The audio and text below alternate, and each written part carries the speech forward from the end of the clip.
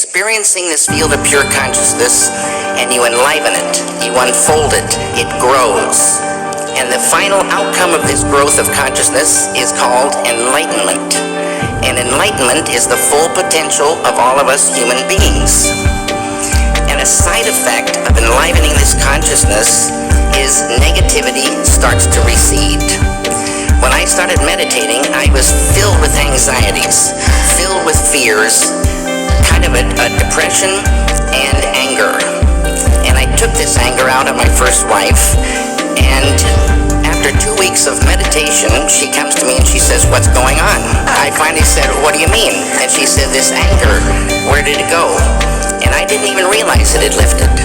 Now, these negative things like anger and depression and sorrow, they're beautiful things in a story, but they're like a poison to the filmmaker. They're a poison to the painter. They're a poison to creativity. They're like a vice grip. If you are super depressed, you can't hardly get out of bed, let alone think ideas, have that creativity flowing. So it's money in the bank to get that beautiful consciousness growing, which is flowing creativity, the ability to catch ideas at a deeper level.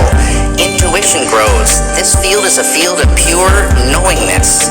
You dive in there, you sort of just know how to go. You know how to solve solutions.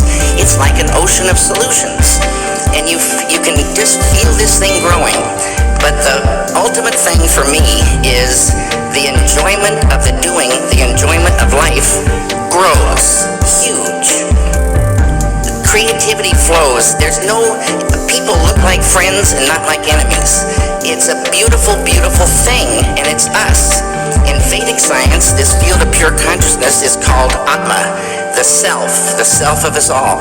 At that level, as Dr. John Hagelin would tell you, at that level of life, we are all one. We're one. Diversity up here, unity down below. It's a great thing for the filmmaker. I want to know if there was a moment where you realized the effect that pure consciousness had on your work. Right from the very beginning.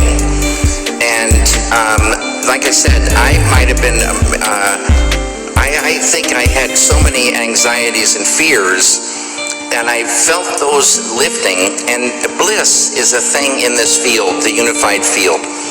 Bliss, they say, is the sweetest nectar of life.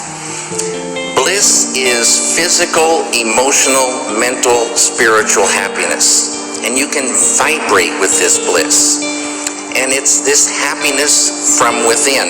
They have a saying, true happiness isn't out there, true happiness lies within. And I always wondered, where is this within? And they don't say where it is, and then they don't even say how to get to it. This is the beauty of this technique. There's lots of forms of meditation, but with transcendental meditation, to me the key is the word transcend, to dive all the way in. It's a huge realm between the surface of life and this fundamental pure consciousness, but it's there.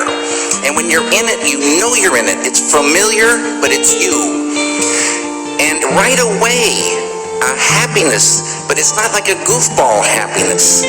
It's a thick beauty. It's a thick beauty to appreciate life and living. And why suffer? Suffering starts to go. And people say, well, you gotta have anger, you gotta have an edge, to create. You gotta know about anger. You gotta have energy. You gotta have clarity to create.